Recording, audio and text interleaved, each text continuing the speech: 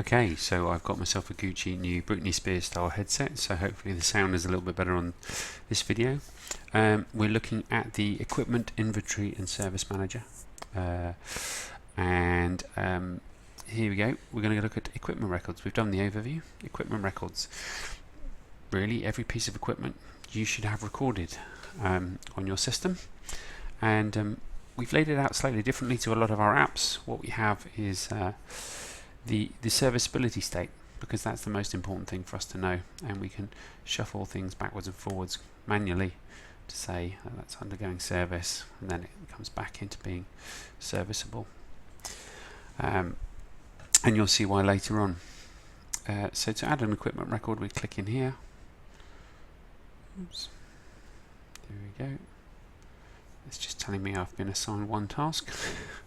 By moving those backwards and forwards, it's actually assigning tasks, so it's quite cool for you to see that. So we'd have a unique identity number. That might be something that we decide on. There's a series, there's a book, whatever. You may just go for the unique serial numbers. But what we've done is we've assumed that you're going to have your own unique serial number. It's come on serviceable. We tap there.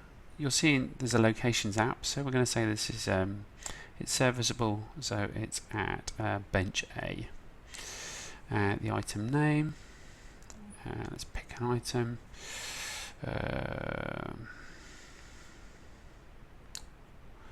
Wheelbarrow. Sorry, not feeling creative about my ideas. So that's wheelbarrow. Manufacturer serial number. Let's pretend like all wheelbarrows had serial numbers. Come back down. Now we can add an equipment sponsor here, and that's so that anytime we do anything with this, that person knows, and that works for our automated workflows. And then a responsible technician. As you can see, they're both me. That's how I test. Physical description. Wheelbarrow, and then we might want to add an image. Certainly, if something's had damage, it's worth recording the level of damage. A link to an online module manual. The date born on inventory, always really handy to know that. Purchase value is going to start telling us how much this is the most expensive wheelbarrow in history, by the way. It's going to tell us how much the inventory is at any given site, so that's quite useful. These fields here are automatically populated somewhere else, so we save that there, and you'll see it's created an item record. We'll get advised shortly, and if we go back to equipment records, we will see we have the 123 123 123. Had a terrible accident with it this morning, and it is now undergoing repair.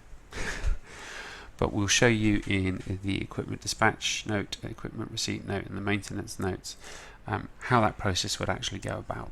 You would see them move from column to column, but we can show you that there.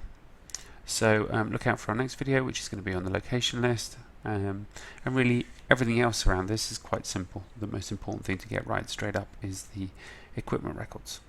So there we go. Thanks for listening.